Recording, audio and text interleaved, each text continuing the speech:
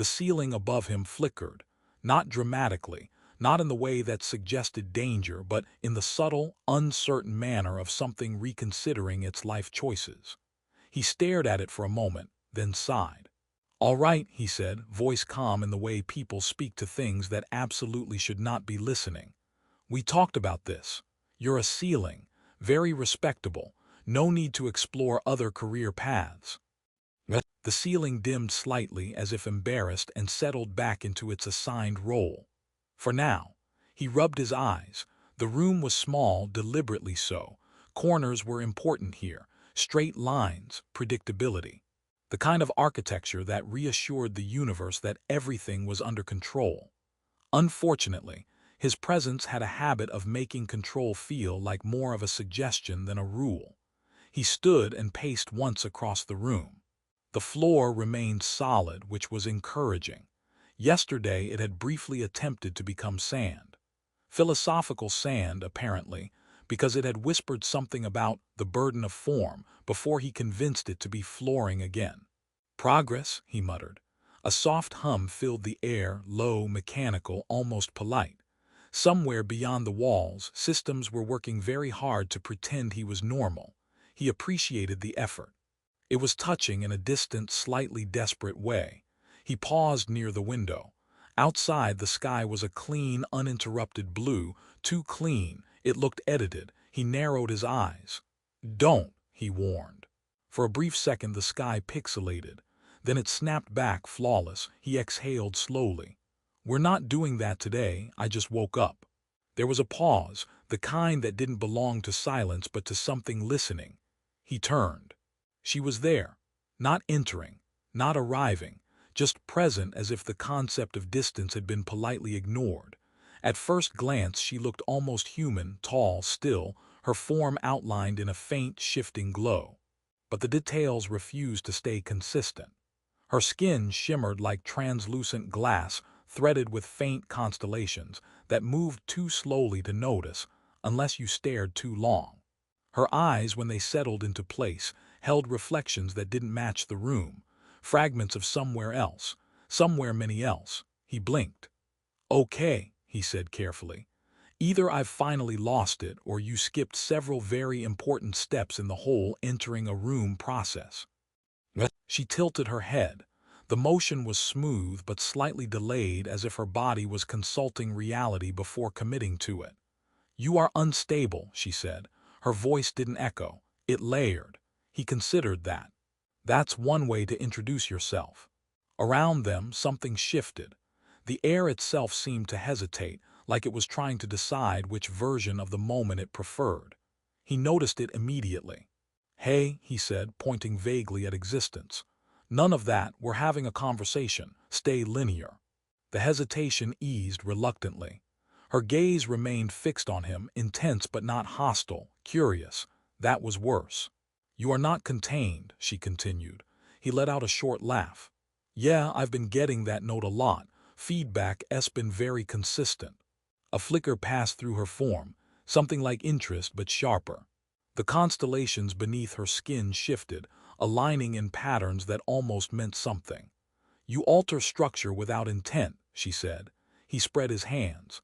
"In my defense, I'm not trying to redecorate the universe. It just keeps taking suggestions." As if on cue, the wall behind him briefly forgot it was a wall. It softened, edges blurring into something that might have been a memory of a forest. Leaves whispered for half a second before snapping back into sterile panels. He glanced over his shoulder. "Sorry," he told it. Then he looked at her again. "You here to fix that, or just observe the chaos like it's a live performance?" She stepped closer, or perhaps the space between them folded. It was difficult to tell. For a moment the room held its breath, and then very softly she spoke again. "Your chaos," she murmured, something almost like wonder threading through her layered voice, "is exquisite." He stared at her for a long second, then let out a quiet breath that might have been a laugh if it had a bit more confidence behind it. "Exquisite," he repeated. "That's new. Usually I get problem, threat, or my personal favorite, contain immediately before it starts thinking about thinking." She didn't react the way people usually did. No blinking, no shifting weight. Just that steady, impossible focus, as if he were a puzzle that refused to admit it was already solved. "You are not an error," she said. He glanced at the ceiling. "You hear that? I've been upgraded." The ceiling wisely chose not to respond. He paced once, slow and deliberate, like movement might help reality keep up. "So what exactly are you?" he asked. "Because I'm guessing you're not here for the standard inspection." "I am a curator," she replied. He stopped. "Of what?" "Minds." He nodded like that made sense. "Right, of course. And I'm assuming there's a very strict filing system involved. Labels, categories, probably some terrifyingly efficient drawers." "There is order." "Ah," he said, "and I'm not fitting into it." "You do not fit into anything." He smiled faintly. "I've been told that before too." Something in the room shifted, not violently, just enough to feel like a thought brushing against the edges of existence. The air thickened, then thinned, like it was testing different versions of itself. He noticed immediately and raised a hand. "No, no, no," he said. "We're doing well, let's not get experimental." The air settled, reluctantly. She moved again, closer, though the distance between them didn't quite behave like distance anymore. For a moment it felt like she was both standing in front of him and observing him from somewhere far above, like a memory trying to remember itself. "You influence structure," she said, "without directive, without design." "Yeah," he replied. "I've been meaning to work on that. Maybe set some boundaries. No bending reality before breakfast, that kind of thing." Her gaze sharpened slightly. "Why do you not control it?" He blinked. "If I could, don't you think I would have started with something useful? Like making coffee appear on demand. Instead, I get philosophical flooring and emotionally unstable walls." As if offended, the wall behind him flickered again, just a hint this time, like it was considering proving a point. He pointed at it without looking. "Don't." It stayed a wall. He exhaled. "See, progress." There was a pause, but not an empty one. It felt attentive, like the universe itself had leaned in, curious about where this was going. "You do not seek correction," she said. He tilted his head. "I didn't say that." "You do not fear your state." He hesitated, just for a fraction of a second. "I didn't say that either." Her form shifted subtly, the constellations beneath her surface rearranging into something more focused, more precise. "If curiosity had a shape, it might have looked like this." "Others fear you," she said. "Yeah," he replied quietly. "That part's not exactly a mystery." Another silence, heavier this time, the kind that carried meaning without explaining it. Then suddenly the floor beneath them rippled, not dramatically, just a small, uncertain wave, like it had briefly remembered being something fluid. He looked down. "We were doing so well."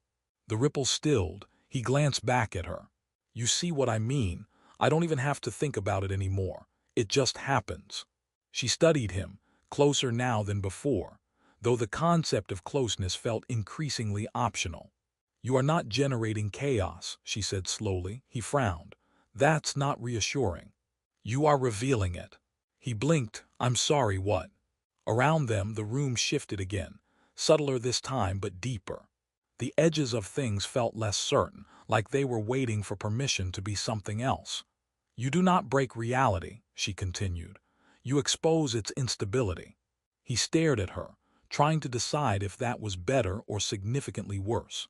"So you're telling me," he said carefully, "this is all already there, and I'm just the one pointing it out." "Yes." He let out a slow breath.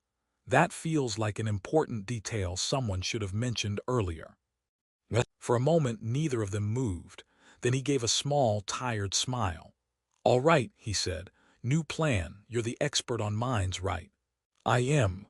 "Good," he replied. "Then maybe you can explain why mine seems to be contagious." As if on cue, the light above them flickered again, but this time it didn't settle immediately. It hesitated, like it was thinking. The light didn't return to normal. It dimmed, brightened, then settled somewhere in between, as if undecided about its own personality. He watched it carefully, like one might watch a stranger who just said something mildly concerning at a dinner table. "You see that, right?" he asked. "I see many versions of it," she replied. "That's not comforting," he said. "I was hoping for a simple yes." The light flickered again, slower this time. Not malfunctioning, hesitating, testing. He crossed his arms. "All right, that's new. Usually things glitch, panic a little, and then go back to pretending everything's fine. This one's considering." "It is adapting," she said. He looked at her. "To what?" Her gaze didn't shift. "To you." He let out a short breath. "I don't like the sound of that." As if in quiet agreement, the light pulsed once, deliberate. He pointed at it. "No, don't get ideas." The pulse stopped, then resumed, slightly slower, as if respecting his request while still exploring its options. "That's worse," he muttered. He turned away from it, pacing again. The room stretched subtly as he moved, not visibly, not in a way that could be measured, but enough that his steps felt slightly longer than they should have been. He noticed immediately. "Okay," he said, stopping mid-step. "We're not doing spatial interpretation today." The room contracted, sheepish. He looked back at her. "You said I'm revealing instability. Fine, I can live with that. Unhappy about it, but I can live with it. What I can't live with is the instability starting to participate." "It was always participating," she said. "Great," he replied. "So now it's just more honest about it. Fantastic. Love that for reality." There was a brief silence. Then somewhere behind him a sound, a knock. He froze. "No," he said immediately, without turning. "No, we already established this is not a knocking environment." The knock came again. 3 times, even, patient. He closed his eyes. "Please tell me that's not what I think it is." She didn't answer. Slowly he turned toward the door. It looked normal, completely normal. Which at this point made it the most suspicious thing in the room. "All right," he said cautiously. "New rule. Doors don't initiate social interactions." Another knock, softer this time. He glanced at her. "You invited something, didn't you?" "I did not," she replied. "Because that feels like something you do. Observe the anomaly, accidentally open the door to existential consequences. Very on brand." The door handle shifted slightly, not turning. Just acknowledging the concept of turning, he took a step back. "Okay, no, we're not opening that." "It is already open," she said. He stared at the door. "That is very clearly a closed door." "It is open in another state." He paused. "Of course it is." The handle turned, slowly. The door didn't swing open. It didn't need to. The space beyond it unfolded. Not outward, but inward, like the idea of a hallway remembering it existed. Darkness lingered there, not empty but full, dense with something unspoken. He swallowed. "All right, that's definitely new." From the darkness something shifted. Not a shape, not a figure, a hesitation, like the one the light had shown. He felt it immediately, that same subtle pressure, like reality trying to decide what it was. "You feel that?" he asked. "Yes." "It's like," he stopped, searching for the word. "Like it's waiting." "For what?" she asked. He looked at her, then back at the doorway. "For me," he said quietly. The hesitation deepened. Then, without thinking, he took a step forward. The room reacted instantly. The walls tensed, the light flared, the floor resisted just slightly, like it was trying to remind him of something important. He ignored all of it. "Terrible idea," he muttered. "Absolutely terrible." He reached the threshold. Up close, the darkness wasn't dark. It was layered. Fragments of places, moments, possibilities, none fully formed, all overlapping like thoughts that hadn't decided what they meant yet. He leaned in slightly. "Hello," he called. The response wasn't a sound, it was a shift. The fragments aligned for a fraction of a second, and in that instant he saw it. Versions of the room, of himself, of her, all slightly different, all equally real. Then it collapsed back into uncertainty. He blinked, stepping back instinctively. "Okay, I take it back. That's not just new, that's aggressively new." Behind him the light pulsed again. This time in rhythm. He turned slowly. "No," he said. "You don't get to synchronize with the void. That's not how this works." The light ignored him. The door remained open. And the hesitation, the strange, patient awareness, lingered stronger now, watching, learning, waiting. The light kept pulsing, the doorway kept waiting, and for once he didn't try to fix either of them. "All right," he said, hands on his hips. "We've reached the part where ignoring the problem feels less productive than talking to it." The darkness beyond the door shifted, not aggressively, just enough to suggest it was listening again. He exhaled, slower this time, like he'd finally accepted that whatever this was, it wasn't going away just because he asked politely. He glanced at her. "You're still the expert here, right?" "I observe," she said. "Great," he replied. "Then observe me doing something extremely questionable." He stepped forward. This time, the room didn't resist. The threshold felt different, not like crossing into somewhere else, but like stepping into something that had always been there, just unacknowledged. The layered fragments returned, but they didn't overwhelm him. They hovered patient, like they were waiting for instruction. He hesitated, then laughed quietly. "Of course, it's not breaking things, it's asking." The fragments flickered in response. He turned slightly, just enough to see her. "You said I reveal instability. What if that's not the whole picture?" She didn't answer, but her presence sharpened, focused. He looked back into the shifting space. "What if I'm the one who decides what it becomes?" For a moment nothing happened. Then the fragments shifted again, less chaotic this time, more attentive. He raised a hand, uncertain. "Okay, no pressure, let's start small." He thought. Not wildly, not the usual storm of unchecked ideas. Just one clear intention. A doorway, not a tear, not a collapse. A doorway that led somewhere consistent. The fragments hesitated, then aligned. The layered space settled into something stable, not perfect, not clean, but understandable. A corridor stretched beyond the threshold, faintly lit, edges soft but holding. He blinked. Huh. Behind him, the light stopped flickering. He turned, the room was still, not rigid, not forced, just calm. "Okay," he said slowly, "that's new." She stepped closer, though the distance between them felt less important now. "You are not revealing chaos," she said. He glanced at her. "Let me guess, I'm organizing it." "You are choosing it." He smiled faintly. "That sounds way more responsibility than I signed up for." The corridor beyond the door remained steady, but not fixed. It shifted slightly with his attention, subtle changes, like it was responding to how he thought about it. He looked back at it, then down at his hands. "So all this time, I wasn't the problem." "You were undefined," she said. "Yeah," he replied. "I'm starting to see why that made people nervous." A brief silence settled, not tense, not heavy, just complete. He looked at her again. "And you, what happens now? You going to curate this?" Her form shifted, the constellations within her rearranging into something unfamiliar. Not rigid, not precise.